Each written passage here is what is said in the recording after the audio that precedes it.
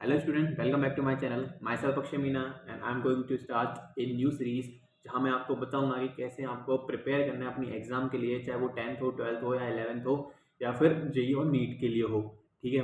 पहले मैं अपने बारे में बता देता हूँ। My self Akshay Meena and currently I am pursuing my bachelor degree from NIT Uttarakhand. और मैं अब तक बहुत सारे स्टूडेंट्स को गाइड कर चुका हूँ और अब मैं यूट्यूब पर स्टार्ट करने जा रहा हूँ एक नई जर्नी। तो प्लीज़ फॉलो करें, शेयर करें, सब्सक्राइब करें और बने रहें हमारे साथ।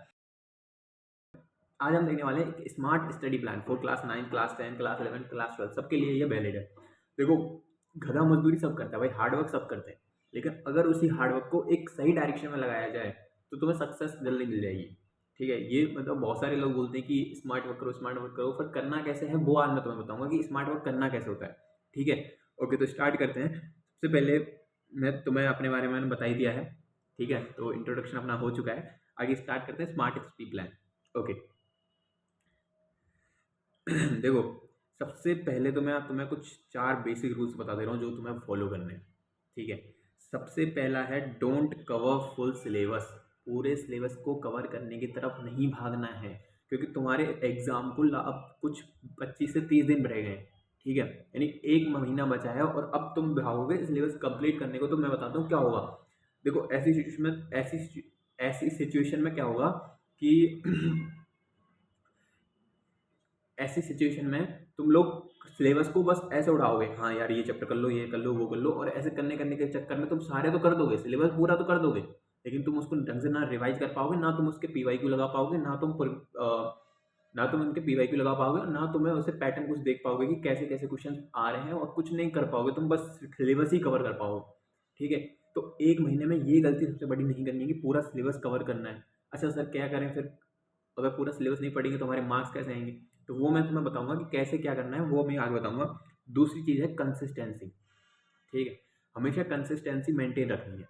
जैसे मैं तुम्हें एक एग्जांपल देता हूँ कि तुम्हारे पास एक लिमिटेड कुछ लकड़ियाँ दे दी मैंने और कुछ लिमिटेड फ्यूल दे दिया। ठीक है। अब तुम्हें ये पूरी सर्दियाँ काटनी है, तो तुम ये तो नहीं करोगे ना कि फ्यूल को एकदम से डाल दिया लकड़ियों पे, सारी ऊपर जला दिया। तो भले ही आग तो बहुत जोर की भपकेगी, लेकिन वो है बहुत जल्दी खत्म हो जाएगी, बुझ जाएगी ना आग। और जब तुम थोड़ा फ्यूल, थोड़ी लकड़ी ऐसे करते करते चलाओगे तो पूरी सर्दियाँ तुम निकाल दोगे। ठीक है। यानी कंसिस्टेंसी यही कहती है कि थोड़ा काम करो पर रोज करो। ठीक है। ओके, तो हमेशा कंसिस्टेंसी बनाए रखनी है 1 महीने तक, और कवर सिलेबस पूरा कवर नहीं करना है। तीसरा है स्मार्ट वर्क। अच्छा, स्मार्ट वर्क कैसे करना है वो मैं बताऊंगा। गधा मजदूरी हमें नहीं करनी है। ओके, चौथा है सबसे इम्पोर्टेंट, रिवीजन। क्या? रिवीजन। तो हमें रिवीजन टाइम टू टाइम करना है, हर वीकली हमें अब रिवीजन करना है। हमें देखना है कि हमने ये जो पढ़ा है, क्या ये अब हमें 100% आता है, या फिर इसमें से कोई क्वेश्चन आ जाएगा। अगर अभी भी ऐसे सिचुएशन है कि हाँ अभी भी अगर इसमें से क्वेश्चन आ जाए तो हम पे नहीं बन रहे। ठीक है, वो है रिवीजन। चलो अब आगे तुमसे कुछ इंपॉर्टेंट बात करते हैं जो है स्मार्ट वर्क के ऊपर। सर, स्मार्ट वर्क, अब देखो स्मार्ट वर्क करना कैसे है। सबसे पहले सबसे पहले कुछ नहीं करना, सिलेबस लो और उनको देखो कि देखो तुम्हें जैसे सीबीएसई की साइट पे मिल जाएगा ऑब्वियसली।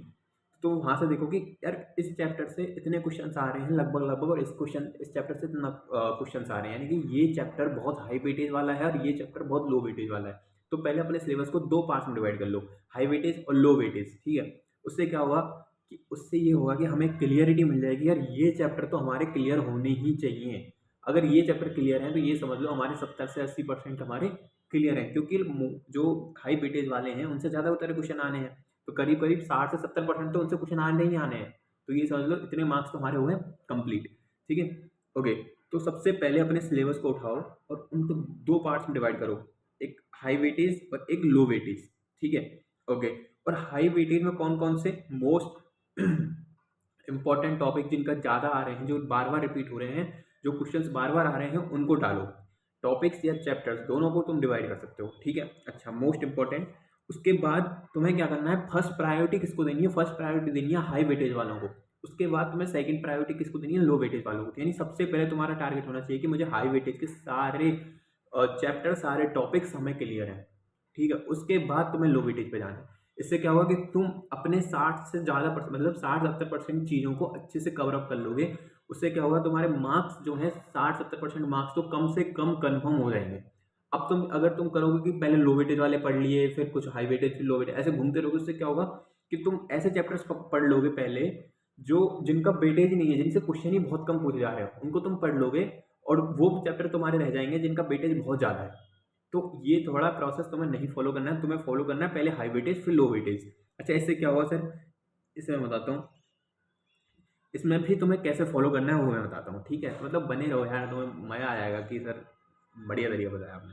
देखो, इसमें भी तुम्हें क्या करना है कि जो हाई वेटेज वाले हैं, उसमें से पहले तुम्हें भी पता है कि कुछ-कुछ तो हमें आता ही है, कि यार हाई वेटेज में मैंने मान लो तुमने 6 चैप्टर सेलेक्ट किए किसी सब्जेक्ट के और 6 और कुछ चैप्टर बचे जो लो वेटेज में। तो जो कुछ चैप्टर जो तुमने हाई वेटेज में लिए, मान लो 6 चैप्टर तुमने लिए हैं, तो 6 चैप्टर में देखो कि सर यार इसमें से 2-3 चैप्टर तो ऐसे हैं जो मुझे ऑलरेडी आते हैं। यानी कुछ-कुछ तो मुझे उनमें आता है, कुछ-कुछ तो मुझे ऑलरेडी आते हैं। ठीक है?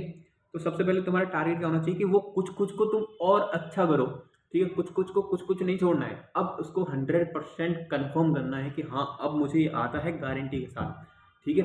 वैसे तो सबसे पहले उन चैप्टर्स को पकड़ो हाई वेटेज में भी जाके कि हाँ सर, ये मेरे को थोड़ा-थोड़ा तो आता है, लेकिन कन्फर्म अभी मतलब इतना नहीं है, पूरी तरह याद नहीं है, पूरी तरह क्वेश्चन नहीं बन पा रहे हैं, तो पहले उनको पकड़ो और फिर जो नहीं आते हैं हाई वेटेज वाले उसमें, ऐसे धीरे-धीरे जाते जाओ। सबसे पहले कुछ-कुछ वाले, उसके बाद जो थोड़े कम आते हैं उनको धीरे-धीरे नीचे जाते जाओ कि जो बिल्कुल नहीं आता है फिर लास्ट में वो निपटाना।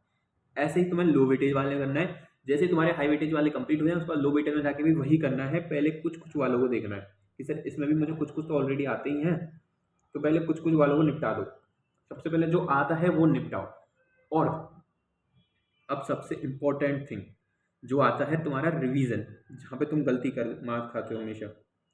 तुम क्या करते हो, सिलेबस को कवर अप करने के चक्कर में भागते हो और तुम्हारा रिवीजन मिस हो जाता है। तो सबसे पहले अब आओ रिवीजन पे, और रिवीजन को ऐसा करो रिवीजन कि तुमने चैप्टर पढ़ा और तुमने उसके पीवाईक्यू लगाना स्टार्ट कर दिए। यानी कि हर हफ्ते जितने भी चैप्टर्स तुम पढ़ रहे हो उनके पीवाईक्यू, ठीक है, और उनकी थ्योरी, जो बुक में पीछे क्वेश्चन दे रखे हैं वो सारे क्वेश्चंस एक बार खुद से सॉल्व करो, ठीक है? और ट्राई करो पीवाईक्यू पर ज़्यादा फोकस करने का। इस चैप्टर से ये क्वेश्चन बार-बार रिपीट हो रहा है, क्योंकि जो बोर्ड एग्जाम्स होती है उसमें क्लियर दिख जाता है पैटर्न कि ये क्वेश्चन बहुत ज़्यादा बार रिपीट हो रहा है, तो इस बार भी हाई चांसेस हैं कि ये वाला क्वेश्चन रिपीट हो। तो पीवाईक्यू तो मोस्ट इंपॉर्टेंट चीज़ है, ठीक है? पीवाईक्यू तो करना ही करना है, ठीक है? ओके। तो ऐसे रिवीजन करना है, हफ्ते में रिवीजन करते रहो और अपना खुद का एक टेस्ट लेते रहो। या वैसे भी प्री बोर्ड्स एग्जाम तुम्हारे स्टार्ट है, नज़दीक आने वाली है, तो यही तुम्हारा टारगेट होना चाहिए कि प्री बोर्ड में चलो ठीक है अभी स्टार्ट हो गए तो अभी कोई मार्क्स नहीं आ रहे, कोई बात नहीं, लेकिन हमारा मेन मकसद होना चाहिए हाई वेटेज वालों पर, उसमें भी कुछ कुछ आने वाले चैप्टर्स को पकड़ो, खत्म करते जाओ एक तरफा। और जब देखोगे ना तुम, जब जैसे प्री बोर्ड्स एग्जाम खत्म होने को होंगे तो तुम देखोगे कि तुम्हारा स्कोर जो पहले कुछ यहाँ पे था, अब तुम्हारा स्कोर बढ़ के इतना हो गया है, ठीक है? यानी कि तुम्हारे बहुत अच्छा स्कोर होने के चांसेस बन जाएंगे। 101% ये तुम लिख के ले लो, ठीक है? ओके। रिवीजन के बाद एक मोस्ट इंपॉर्टेंट चीज आती है, एक सेकेंड।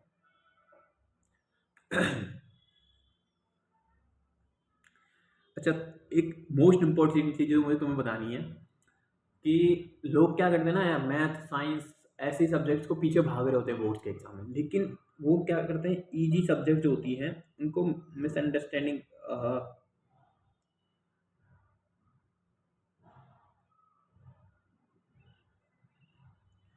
स्टूडेंट्स क्या करते हैं, अच्छा, स्टूडेंट्स क्या करते हैं एग्जाम टाइम में हमेशा हार्ड सब्जेक्ट की तरफ भाग रहे होते हैं, जैसे मैथ साइंस, इनकी तरफ ध्यान दे रहे होंगे कि यार ये मार्क्स लाएंगे, और इनमें वो मार्क्स भी ले आते हैं। 100 में से 70, 80, 90 ऐसे मार्क्स ला देते हैं। लेकिन जब बात आती है इजी सब्जेक्ट जो कि है हिंदी और इंग्लिश, इनमें स्टूडेंट्स क्या करते हैं, मार खा जाते हैं, इनको क्या करते थे, अंडर एस्टिमेट करते रहते हैं।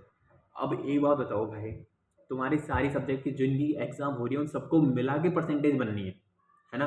तो तुम क्यों इनको अंडर एस्टिमेट कर रहे हो यार? हिंदी और इंग्लिश इन पे भी बराबर ध्यान दो। क्या फायदा अगर तुम चलो मान लो साइंस में तुम 90 ले आए और मैथ्स में भी कुछ ऐसे ले आए 80 ले आए, 90 कुछ समथिंग ले आए, क्या फायदा जब तुम्हारे हिंदी और इंग्लिश में 50-60 मार्क्स आ रहे हो? क्या फायदा तेरा उसमें करने का भाई?